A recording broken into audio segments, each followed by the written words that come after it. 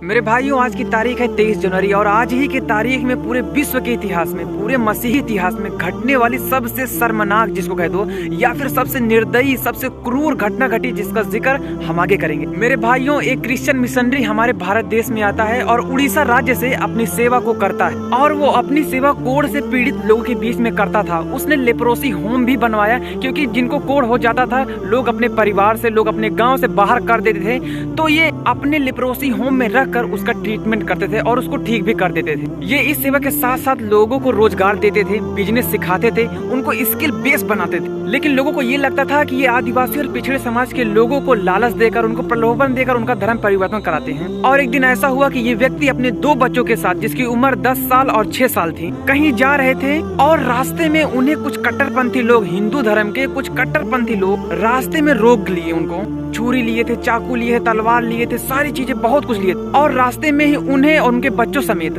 एक जीप में उन्हें जिंदा जला दिया। और जब बाद में जांच पड़ताल हुई तो पता चला कि ये लोग धर्म परिवर्तन नहीं बल्कि सेवा करते थे लोगों की। ये घटना पूरे विश्व के इतिहास में हर जगह दर्ज है, तो आप जरूर जानकारी कर लेना और भी वीडियोस देख लेना। लेकिन मेरी वीडियोस बनाने का मकसद आपको 2 मैसेज देना है। मेरा पहला संदेश आप विश्वासियों के लिए है कि जब आरोपी पकड़े गए तो उनको आजीवन कारावास की सजा हुई, तो ग्राम स्टेन्स की पत्नी से पूछा गया कि आपके पति और दोनों बच्चों समेत उनको जला दिया गया है, आप क्या चाहती है कि उनको क्या सजा मिले? तो आपको पता है कि उनकी पत्नी ने क्या जवाब दिया? उनकी पत्नी ने बोला कि मेरी परमेश्वर से यही प्रार्थना है कि ये लोग भी परमेश्वर के प्रेम और उसकी दया को जाने। उन्होंने ऐसा बिल्कुल नहीं बोला कि इनको ये सजा मिले, इनको ये सजा मिले। अब आप सोच सकते हैं कि उनका परमेश्वर या उनकी शिक्षा या खुद ही कैसे हैं वो लोग, लेकिन यहाँ पर आपको साफ दिखाई दे रहा है कि मसीह और उसकी शिक्षा और उसका प्रेम कैसा है। और अब मेरा दूसरा मैसेज हर एक मसीह लोग के लिए है कि आपके भी अंदर ऐसा ही मसीह के प्रति प्रेम, ऐसी ही लगन और ऐसा ही विश्वास आपके अंदर होना चाहिए, क्योंकि सच्चे मसीही की यही पहचान है। अगर आपके अंदर ऐसा विश्वास, ऐसा प्रेम, ऐसी लगन प्रभु के प्रति नहीं है तो आप सच्चे नहीं बल्कि कच्चे मसीही।